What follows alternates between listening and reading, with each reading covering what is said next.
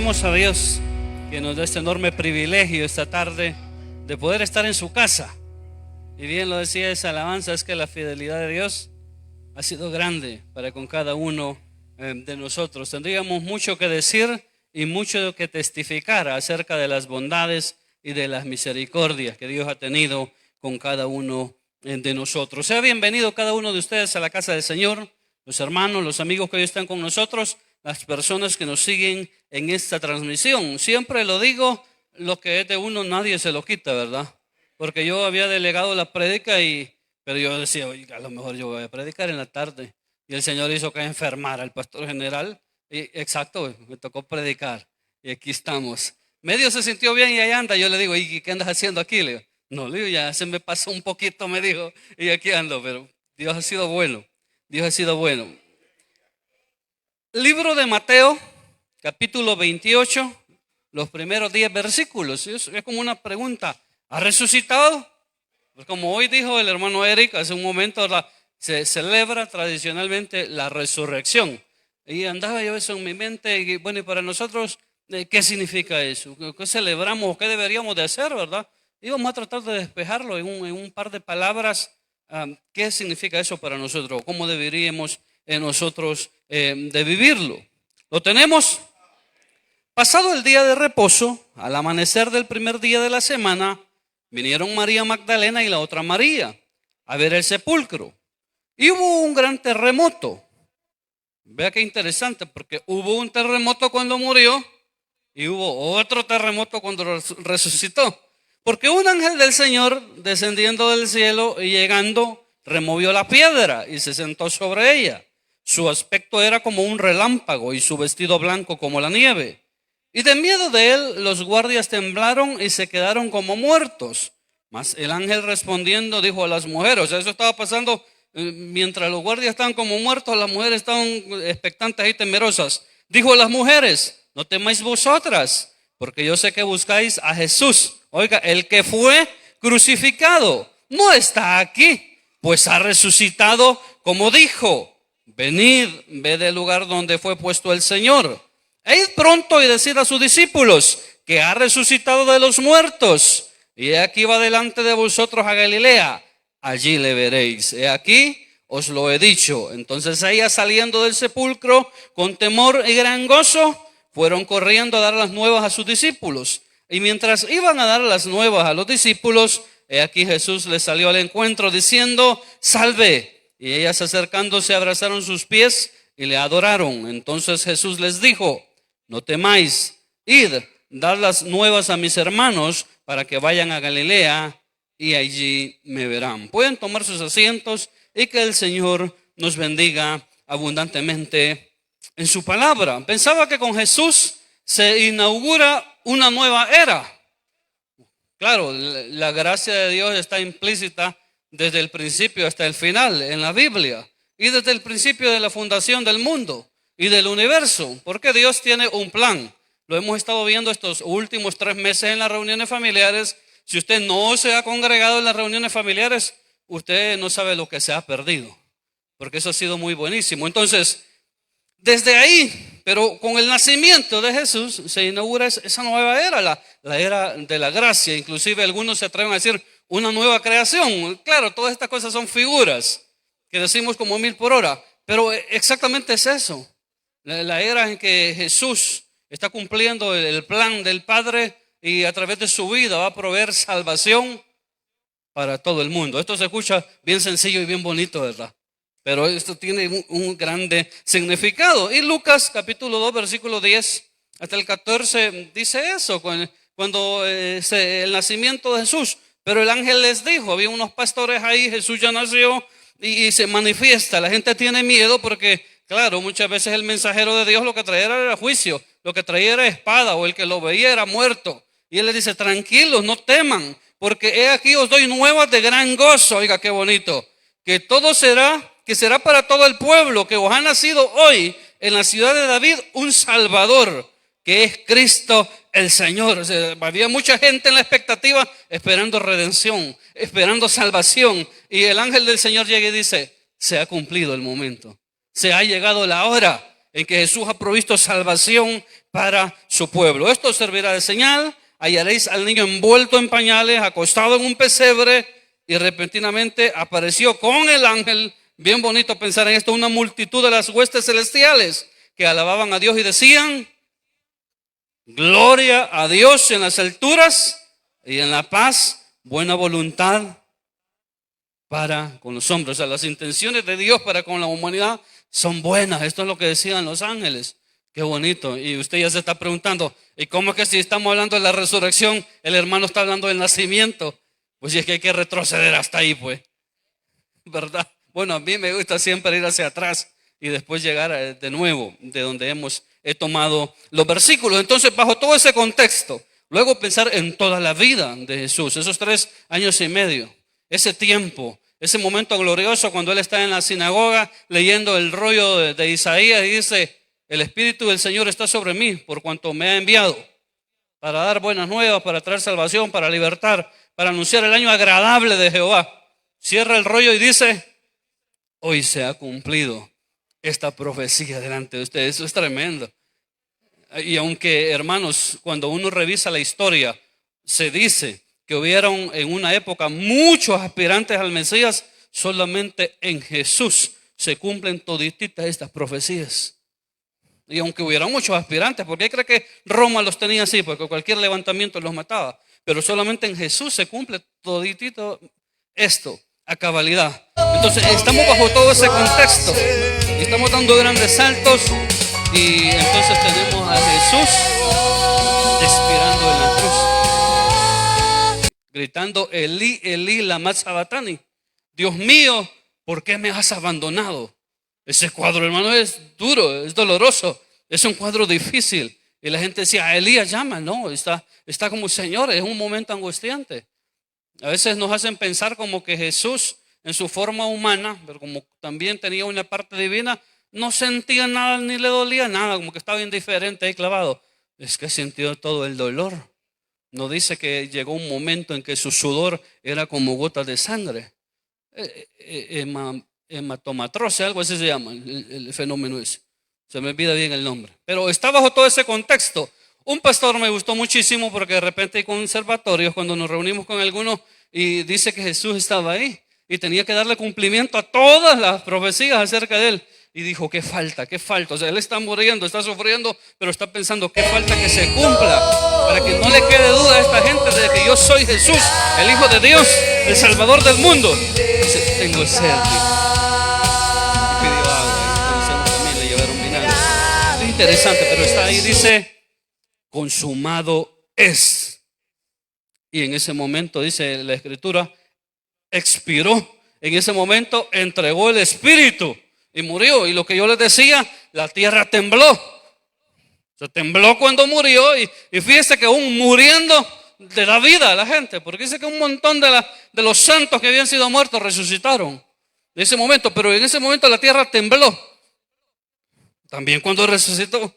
Y el velo que cubría el lugar santísimo, dice la Escritura, que se rasgó y dejó el lugar santísimo al descubierto.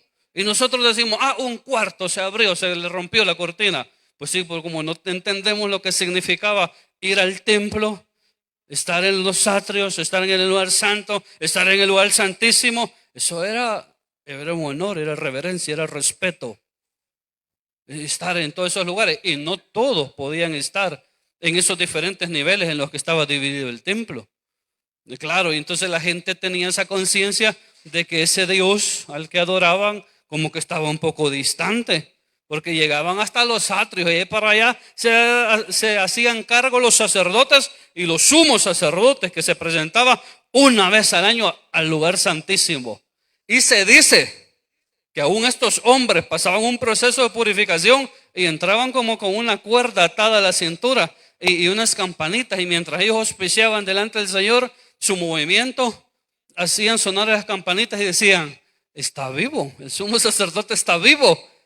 Porque el que no era apto para entrar al lugar santísimo, ese ahí lo cortaba la presencia del Señor, ahí moría. Y claro, imagínense, decía: se murió el sumo sacerdote, entraba otro y caía muerto, entraba otro y caía muerto. Por eso le ponían un lazo para que arrastrado lo sacaban. Y ahí está la presencia del Señor. ¿Se recuerdan cuando, olvido la historia, es Nadab y Abiú? Parece que fueron los que ofrecieron un fuego extraño. ¿Sí? Y el Señor dice, en los que se acerquen a mí, yo me voy a manifestar y me voy a dar a conocer verdaderamente. Eso es tremendo. Entonces está toda esa figura, está todo ese pensamiento, ese contexto de por medio, pero cuando Jesús dice, consumado es y muere, se rasga esa tela, esa cortina, y queda abierto el lugar santísimo. Y eso tiene mucho significado para nosotros, porque se marca una diferencia en la cual en el sistema antiguo de sacrificios que eran para remisión de pecados, está siendo sustituido en ese momento. Ahora nosotros lo entendemos de esa manera, y según Hebreos capítulo 10 versículo 11 dice esto, el 11 y el 12: y ciertamente todo sacerdote está día tras día ministrando y ofreciendo muchas veces, dice, los mismos sacrificios que nunca pueden quitar los pecados. Eso es interesante. Es constantemente. La gente traía un animalito, traía una víctima, hermano, pero y nosotros, imagínense, gallina tras gallina, cabra tras cabra, becerro tras becerro. Acá vamos, ¿verdad? Acá vamos con todo el ganado. O me dice usted, no, yo la primera, hermano. Es que Hebreo está diciendo que una multitud de víctimas, una multitud de sacrificios, y al final siempre no se podía limpiar, dice, el pecado del pueblo. Pero Cristo, y ahí está la salida, le hace los primeros 4 o 5 capítulos de Hebreo, hablan de todo este significado. Pero Cristo, habiendo ofrecido una vez para siempre un solo sacrificio por los pecados, o sea, Él mismo siendo presentado como sacrificio vivo, se ha sentado, dice, a la diestra de Dios. Y ese sacrificio es el que nos limpia de todo pecado. O sea, ese precio, lo que dice el libro de Romanos 3:23, por cuanto todos pecaron y están destituidos de la gloria de Dios, pero Jesucristo paga el precio. Dice, él pone la vida en rescate por toda la humanidad. Y claro, y por haber hecho eso está sentado a la diestra del Padre. Entonces ahora tenemos la idea de que tenemos a un Dios más cercano, de que podemos relacionarnos de una mejor manera y de una manera más fuerte con nuestro Dios. Bien, el mismo Jesús lo dijo en su inicio de su predicación, lo que creíamos que estaba lejos, dice, el reino de los cielos se ha acercado, y lo hace con toda la demostración de los milagros y la señal. Entonces podemos acercarnos confiadamente al trono de la gracia, sabiendo, hermanos, amigos, que nuestros pecados son perdonados. Amén. Por medio del sacrificio de nuestro Señor Jesucristo, que murió en la cruz del Calvario para darnos vida. Ahora preguntémonos, ¿y a dónde está nuestra confianza? Había un anuncio hace mucho tiempo acerca de promocionando un banco, una institución bancaria. Y claro, invitando a la gente que ponga la plata ahí. Y yo me pregunto, ¿a dónde está nuestra confianza? En el Cuscatlán, en el Agrícola, en el tal, porque esos pagan un poquito. Bueno, ahí dicen unas letritas chiquitas, ¿verdad? Que aunque usted tenga toda la plata del mundo, su plata está asegurada por $10,000. Y hay otros dicen, no, yo por eso solo tengo ahí 10,000, el que los tiene, ¿verdad? Porque me van a asegurar 10,000. No, lea ahí, dice, hay márgenes y todo, hay que jugar con números. No cree que usted tiene 10,000 y le tienen asegurado 10,000, se los van a dar. A nosotros con $5 nos van a tocar, es que nos dan algo. Si quiebra el banco, ¿verdad? Entonces, pero ¿dónde está su confianza? O sea, no estoy hablando de que vaya usted a una institución bancaria, pero ¿dónde está su confianza? Sin duda alguna, nosotros que ya estamos en este camino entendemos que nuestra confianza debe estar puesta en el Señor. Pero también esto me hace pensar, mire, todos los pseudodioses que usted y yo podemos conocer murieron. Y si uno busca por ahí en el internet, en algunos libros, algunas de esas tumbas de todos esos aspirantes a dioses, algunas todavía existen. Otras ya fueron saqueadas, pero otras todavía la gente las puede visitar y dice, aquí está el fulano, aquí estaba la fulana, que todos creían que era una diosa, que todos creían que era un dios, aquí está. Y Jesucristo también murió, con la única diferencia que Él resucitó al tercer día. Y que eso, hermano, es una gran diferencia. Y que ahora, dice la Escritura, está sentado a la derecha de Dios. Su poder es tal, entonces, y estos versículos me gustan muchísimo, que la muerte no lo podía retener. Qué bonito es esto. ¿Lo han agarrado alguna vez cuando estábamos más jóvenes y jugábamos y alguien lo agarraba y no se le podía soltar? El abrazo del oso, le decían, lo que lo agarraban por detrás. No tan fácil se soltaba uno. Pensemos en esta figura, el que lo escribió. Como que la muerte tenía sujetado al Señor. Se recuerdan en cierta ocasión que lo querían matar a Jesús. Y dice que lo iban acorralando, pero como para que se cayera de un precipicio. Dice que de repente, sin tirar golpes, patadas, para abrirse paso, en medio de la gente pasó y se fue. Y la gente quedó preguntándose dónde estaba Jesús. Entonces la muerte quería retenerlo en esta figura y no podía retenerlo. Entonces al tercer día la tierra se estremeció nuevamente y Jesús resucitó. San Juan 10, 17, 18 dice: por eso me ama el Padre. Oiga qué bonito. ¿Por qué lo ama? Hermanos, por la obediencia, por el respeto mostrado, por el proceso de humillación y exaltación descrito en Filipenses 2. Oiga, porque yo pongo mi vida para volverla a tomar. Y esto me gusta más. Nadie me la quita, dice. Nosotros pensamos, lo mató de Roma, lo mataron los judíos. Claro, ellos fueron parte del instrumento en el que Jesús se abrió paso para consumar su plan de salvación. Pero Él está diciendo, no, nadie me la quita, no se preocupen. No es que yo no puedo hacer nada, aunque en la figura de Isaías dice que como un cordero, ¿verdad?, mudo fue llevado al matadero. ¿Se recuerdan cuando lo fueron a apresar a Jesús y había un discípulo que tenía una espada? Por eso usted dice que es bíblico andar un arma, ¿verdad? Tenga cuidado. Tenga cuidado. Entonces, y sacó la espada y trató de defender a Jesús. Y le cortó una oreja al guardia del templo. Y Jesús le dice, tranquilo, le dice, si vos estás metido, le dijo, no se van a cumplir los propósitos de mi Padre en mi vida y en la vida de todo el mundo. Deja que esto así tiene que suceder. Si yo quisiera, podría decirle a mi Padre que me mande 12 legiones de ángeles. Y yo me puse a hacer cuenta. Y uno piensa que 12 legiones son 1000, son 12,000. No, depende cómo eran las legiones en la época romana y cómo atacaban. Habían de 3,500, de 6,000 hasta de 7,000 soldados. Póngale, o sea, fácilmente una voz del Señor podían descender unos 70,000 ángeles, 75,000 ángeles a pelear por Él. ¿Se recuerdan en la época de Isaías? Un ángel mandó el Señor y acabó con un ejército de 80,000 personas. Parece que fue en la época de Ezequías. O si no, corríjame usted. Uno mandó, y ahora si bajan 70,000, si bajan 75,000, dígame usted cómo se ponen las cosas. Deja de ser esto parejo, ¿verdad? Pero está diciendo, nadie me la quita, sino que yo de mí mismo la pongo. O sea, todo esto que está pasando, aunque ustedes no lo entienden, hermanos, y uno hasta llora cuando va a ver las películas, ¿verdad? Y dice, ay, qué bárbaro, que esta gente, qué injusta, que no tenían la revelación de Dios. Hermanos, les aseguro que el Señor viene y lo volvemos a matar. El Señor viene y lo volvemos a matar. Pero dice, de mí mismo la pongo. O sea, todo lo que está pasando, aunque ustedes no lo entiendan, les cause dolor, frustración, sufrimiento, eso es parte del proceso. Tengo el poder para ponerla, o sea, la capacidad, aunque doloroso, pero también tengo el poder para volverla a tomar. Y lo estoy haciendo, dice, porque este mandamiento lo recibí de mi Padre. O sea, todo lo que llamamos pasión de Cristo solamente es Jesús ejecutando un plan.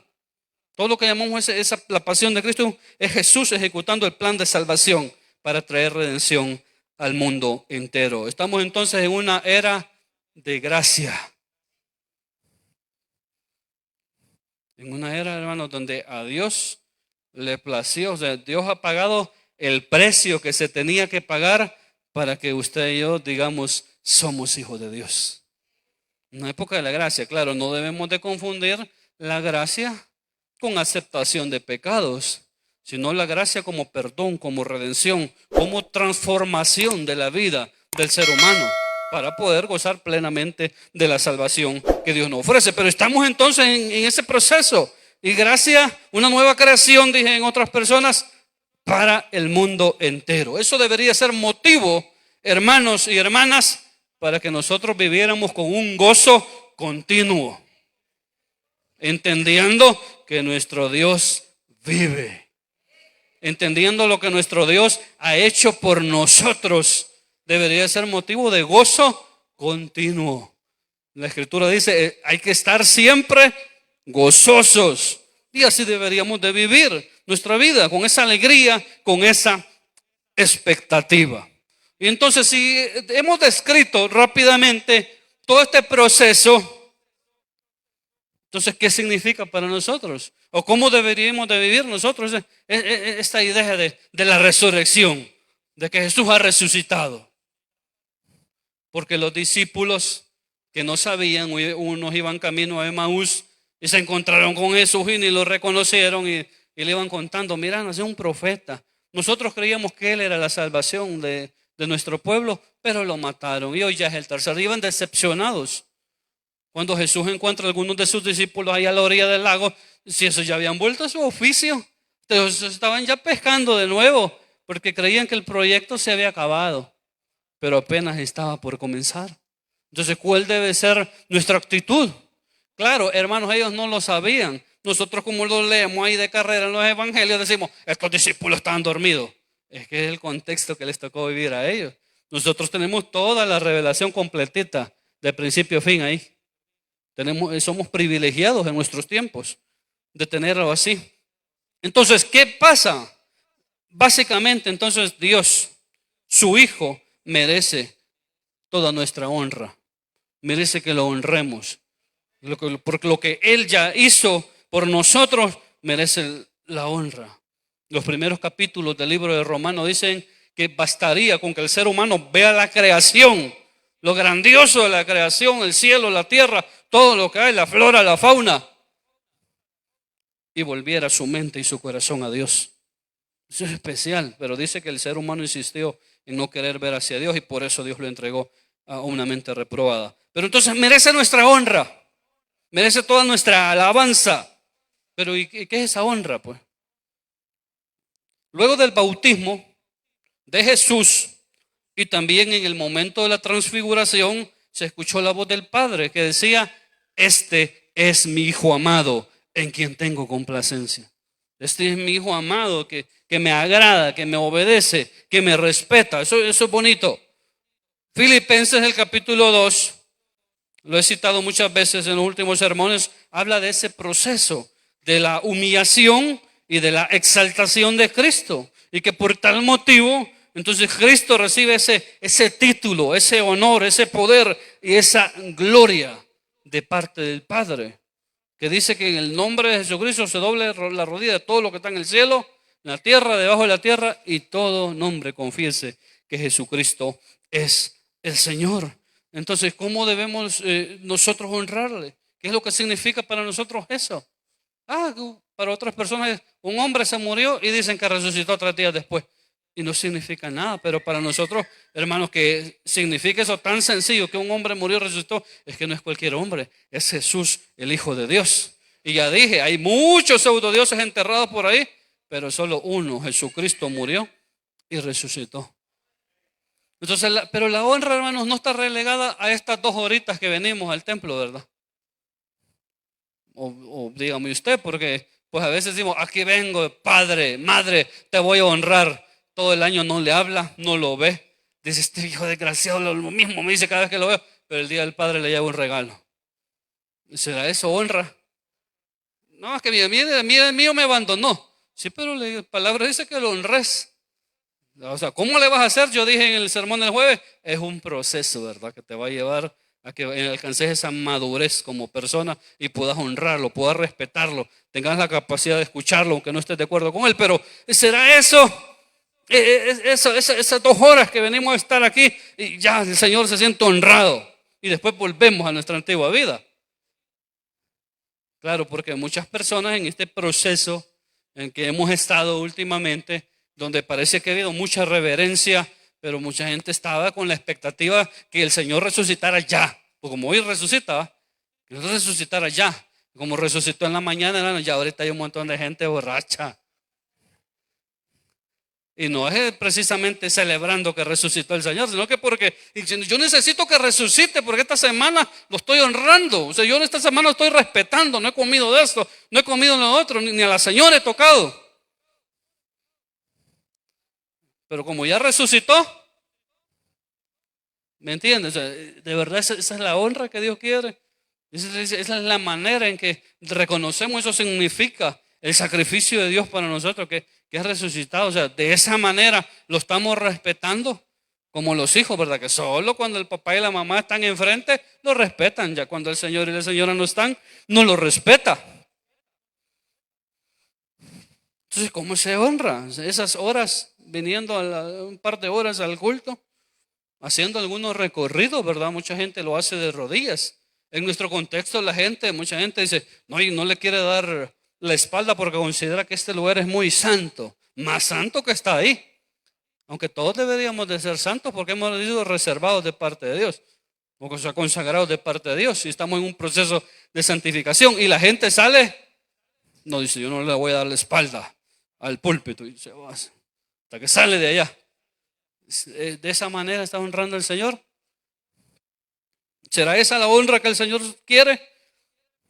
O esas pequeñas acciones, vistiéndome de cierta manera, ¿verdad? Por algunos periodos de tiempo, no lo sé.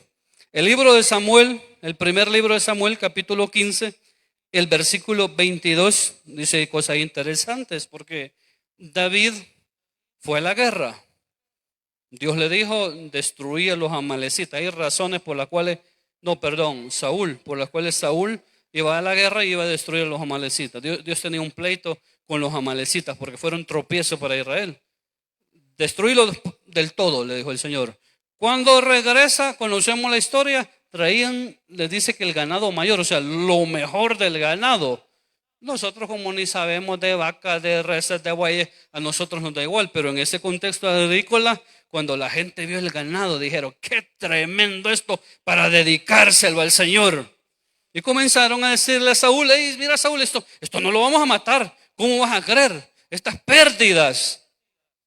Y comenzaron todos a decirle, no, Saúl, esto no lo vamos a tocar, esto llevémoslo y se lo vamos a dedicar al Señor. Y Dios tuvo que decirle a Samuel, mira, anda porque este Saúl me ha desagradado. Se complace Jehová tanto en los holocaustos, porque cuando él dice, ¿qué has hecho? Yo la voluntad del Señor he hecho. Y eso es lo tremendo, que vemos muchos creyendo que estamos haciendo la voluntad de Dios por algunas expresiones pasajeras de fe. Hermanos, y no lo estamos agradando, y no lo estamos sirviendo verdaderamente, y no lo estamos honrando. Y no me refiero a la gente de afuera, sino a los que estamos aquí, que formamos parte de la iglesia del Señor también. Amén. Entonces se complace Jehová. ¿Qué has hecho? La voluntad del Señor, dijo. ¿Cómo que la voluntad del Señor? Sí, Leo, yo he traído lo mejor del ganado y lo vamos a ofrecer al Señor en holocausto. Se complace Jehová, tiene que decirle, tanto en los holocaustos y víctimas como en que se obedezca a las palabras de Jehová. Y ese es el problema del ser humano, que de cierta manera queremos sobornar al Señor. O sea, por un lado queremos vivir mal, por eso digo, es que el sacrificio para muchas personas, el sacrificio de Jesús en la cruz, no significa nada. Por el estilo de vida que vivimos, no significa nada. Por cómo conducimos nuestra vida. Porque si significara algo, tendríamos una actitud diferente para con Dios. Pero muchas veces no se tiene. Entonces se complace el Señor en los holocaustos, en las víctimas o en que se obedezca a las palabras de Él. Ciertamente el obedecer es mejor, oiga. El obedecer es mejor que los sacrificios y el prestar atención que la grosura de los carneros. Dije, ¿verdad? A veces uno trata de sobornar al Señor. A veces uno está mal con el Señor. Yo no voy a decir el de qué manera. Yo les dije el jueves, uno sabe, ¿verdad? Uno conoce sus fortalezas y uno conoce sus debilidades también. Entonces uno también sabe que de repente uno puede estar mal con Dios. Pero como no hay la voluntad de cambiar, de transformar, uno le quiere torcer el brazo al Señor, ¿verdad? Y llega una persona y dice, vaya, hermano, y llega donde el tesorero o la tesorera, el que sea en la iglesia, le dice, aquí está, para que paguen el agua y la luz de este mes. Y él dice, Señor, ya estamos cabales. Se complace el Señor en esa cosa. O sea, ¿de verdad podemos agradarlo a Él? Yo creo que no, pero mucha gente entiende que sí. Dice, soy un hombre golpeador. O sea, la señora siempre anda de manga larga, la pobre que anda morado en los brazos, por aquí, por el pecho. Pero yo el ayuno y las vigilias no me las pierdo. ¿Se complace el Señor en esas cosas? ¿De verdad el Señor ha resucitado para nosotros? Hermano, porque si no, no somos igualitos que el mundo. Solo que nosotros usamos manga larga y Biblia, pero somos igualitos. Entonces Jesús no ha resucitado para nosotros. Y así podríamos mencionar muchas otras situaciones en las cuales las personas se encuentran, pero por otro lado, parece que le sirve, parece que le agrada, parece que le honra. En medio de una crisis, el Salmo atribuido a David 51, Salmo 51, estamos finalizando, versículos 16 y 17 dice así: porque no quiere sacrificio que yo lo daría. Sí, claro, pensemos en el contexto de David, pensemos en el contexto de Salomón. Cuando Salomón hace la dedicación del templo, hermanos, eso fue tremendo, la cantidad de bueyes y lo que fue sacrificado. Ahí 1000 bueyes parece que fueron, ¿verdad? Y no sé cuántas ovejas, y al punto que dice que la gloria de Dios descendió e inundó la casa y nadie podía entrar, porque el Señor estaba agradado. Pero en el proceso que estaba atravesando David, dice, porque no quieres, o sea, el sacrificio que yo lo daría, porque lo que el Señor estaba esperando, y Él lo describe ahí, lo que es más valioso para el Señor es un espíritu quebrantado. El corazón contrito y humillado, dice, tú no lo desprecias. Es que para Él, en su contexto, era muy fácil.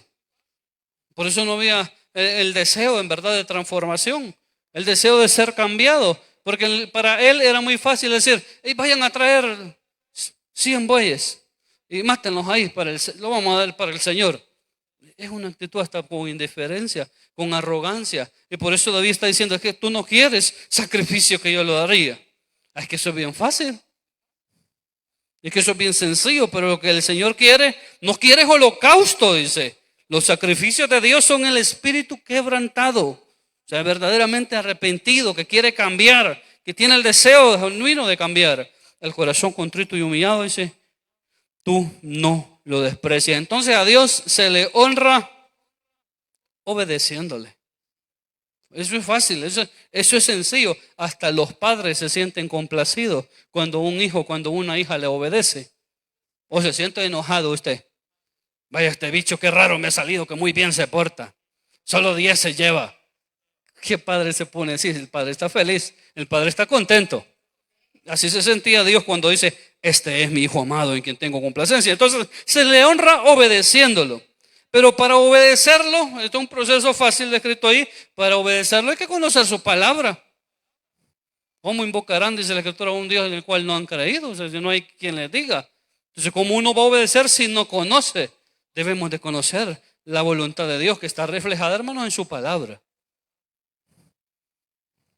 Que vivimos un tiempo en el que poco leemos, que vivimos un tiempo en el que poco escudriñamos y como resultado también poco obedecemos, pero a Dios se le honra obedeciéndolo. Para obedecerlo es necesario, hermano, ir constantemente a su palabra. Salmo 105, ¿verdad? 119, versículo 105 dice, lámpara es a mis pies tu palabra y lumbrera a mi camino. Entonces, cuando usted deja que la palabra comience a obrar en su vida, por ese conocimiento que usted tiene, uno comienza a tratar de practicarla. Uno comienza a tratar de vivirla. El pastor general es bien práctico y él dice, yo que me tuvieran que operar del corazón o de la cabeza y que me digan que es especialista, solo pasó con 5, yo no me dejo operar. Porque eso significa que ese no se aplicó, ese no practicó, ese no indagó, no creció. ¿Me entiende? Entonces, para que ese proceso sea en nosotros, también debemos de aplicarnos a obedecer, a conocer la palabra del Señor, para que luego tengamos la capacidad también de ponerla en práctica. Y lo vemos en la vida de Jesús. Siempre tenía una respuesta oportuna y una aplicación oportuna para cada situación. Y usted me va a decir, es que es el Hijo de Dios, hermano. En su forma humana, Él tenía la necesidad de orar. Él tenía la necesidad de ir continuamente a las Escrituras. Y conociendo las Escrituras que podía hacer lo que hacía. esa vida, o sea, si logramos hacer estas tres cositas tan sencillas, pues es el reflejo de que Jesús vive en nosotros. O sea, cuando afecta positivamente, hermanos, todas las áreas de nuestra vida. Entonces sí vale la pena el sacrificio de nuestro Señor Jesucristo. Y es testimonio de que ha resucitado en la forma como nosotros nos desempeñamos. Como ese suceso, y claro, y todo el conocimiento de su palabra nos afecta, hermanos, en todas las esferas de nuestra vida. Porque no es solo vestirse de cierta manera, no es solo las 2 horitas, como yo ya lo dije, no solo algunas expresiones momentáneas, sino que es una vida completa que sea agradable al Señor.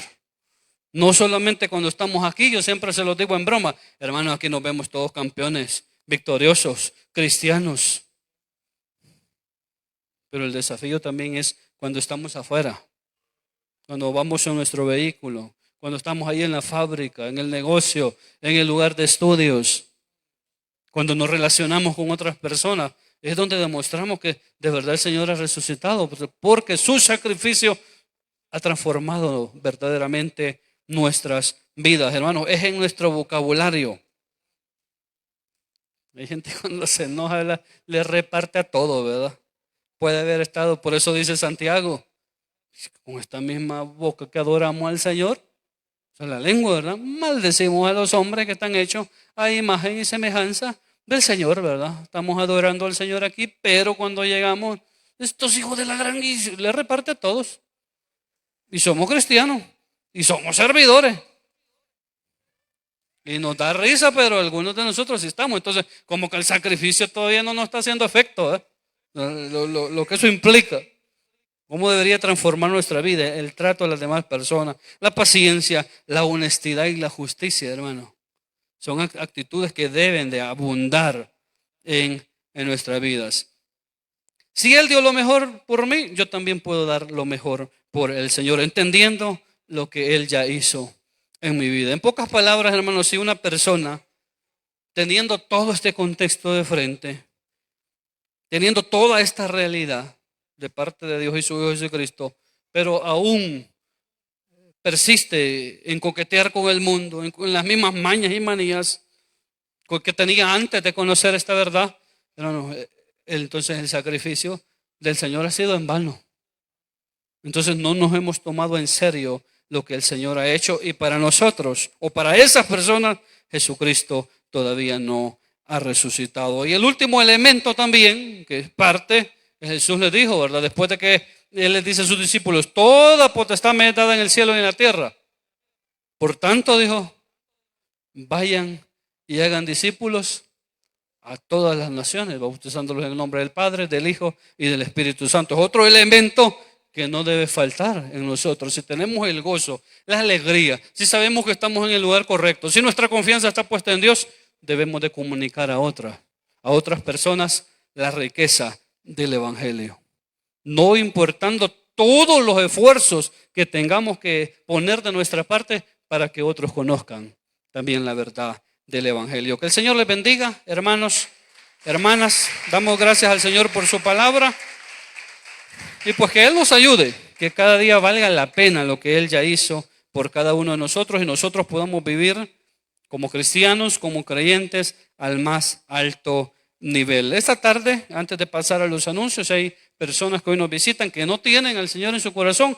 Ese es el primer paso que usted tiene que dar, entregarle su vida al Señor, y a partir de ese momento pues iniciar este caminar. Todos hemos pasado por ese proceso, pues esos son los primeros pasos. Si hay alguien esta tarde entre nosotros que quiere entregar su corazón al Señor, alguien que quiere reconciliarse, que no ha tenido la actitud adecuada hacia el Señor, hacia lo que implica lo que Él ya hizo por nosotros, pues este es el momento en que también usted puede arreglar su vida con el Señor. Si no lo hay, hermanos, vamos a pasar ya a los anuncios. Agradecemos a Dios por todo lo que Él ha hecho. Hoy es día domingo. Cada domingo recogemos una ofrenda pro construcción. Si usted la trajo, van a pasar nuestros hermanos para que usted pueda depositarla. Decirles que a partir de mañana toda la dinámica de trabajo de la iglesia con toda normalidad, reuniones familiares.